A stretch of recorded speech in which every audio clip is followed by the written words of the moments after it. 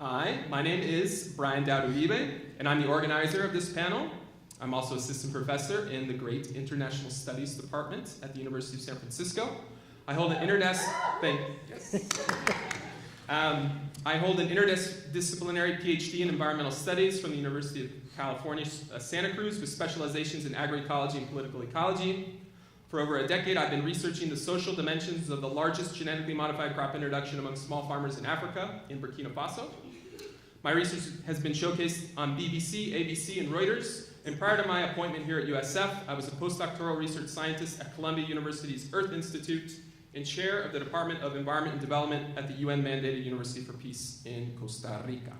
I will be presenting on the lackluster record of GM crops in Africa. Food Evolution is quite a movie, isn't it? I remember seeing it for the first time at the Roxy in San Francisco in September 2017, and the director, Scott Kennedy, was there. And I came up to him after the film and I said, hey, congratulations, this is a very slick film. I also told him that I thought the movie was disingenuous at best, and at worst, pure GM propaganda. Tonight, we have assembled an all-star cast of scientists to give a different set of scientific perspectives than those shown in this film. Why scientists, you might ask? The movie makes the strong claim that scientists are unanimous in their views on GM crops and that there is certainty in the promise and positive benefits that they bring to society. Both of these claims, however, are not true. To paraphrase a colleague, Glenn Davis Stone, the erosion of uncertainty in scientific inquiry is a particular concern when it comes to GM crop science. Movies like Food Evolution, in my view, do precisely this. They use a cherry-picked science to project a false sense of certainty on GM crops, and then use that alleged scientific certainty to silence debate and critical reflection. This panel starts with the belief that science is best understood as a socially embedded process of critical inquiry that produces partial knowledge. It does not churn out neat and complete facts and truths like a machine produces widgets.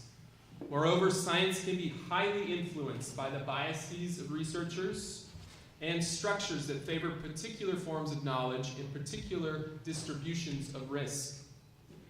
Nowhere are these messy traits of scientific inquiry more present than in the hotly contested world of GM crops. Our role as scientists is to take into account all of this partial knowledge and debate whether and how to utilize new technologies with that partial knowledge. We must also build institutions that can be trusted to convey and continue to debate these partial truths over time as science marches on, as uncomfortable and as unsettling as the findings of scientific inquiry may be. To that end, our goal tonight is to provoke vigorous public debate rather than use science as a political tool to silence it. The promotion of this movie likes to use a very clever hashtag, feast on facts. Well, in the case of Africa, they forgot to engage those facts. I've spent all of my professional life, many more years than I would like to admit, researching the social and political dimensions of GM crops in Africa. So with my time here tonight, I would like to focus my comments on how this movie talks about GM crops in Africa, and I would like to talk about them specifically about the claim that they will help small farmers increase agricultural productivity, reduce poverty, and increase food security. So let's first start with a real feast of facts. This movie neatly forgets to engage them, the empirical history of GM crop introductions in Africa. Small farmers in Africa have used GM crops since 1997 in South Africa and since 2008 in Burkina Faso. These farmers grew an insect-resistant form of cotton, BT cotton, a Monsanto technology. Early reports of these introductions were wildly optimistic, calling these crops perfect for small farmers and touting pesticide reductions, higher yields, and larger profits for small farmers. While there are some uncertainties regarding the degrees to which these benefits were achieved and distributed, they in all likelihood did reduce pesticide applications and improve yields and profits for some small farmers. But this overly rosy picture of small farmers quickly adopting and benefiting from GM crops did not stand the test of time. Today in South Africa, almost no small farmers grow Bt cotton. Why?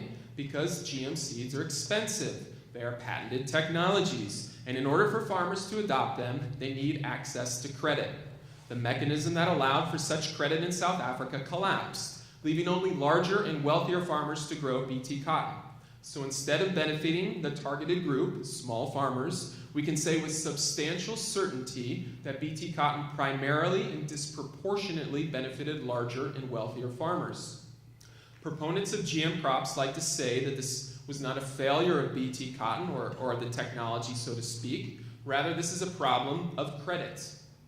I disagree. We cannot think of GM crops, or any technology for that matter, as divorced from the social institutions that allow it to benefit people.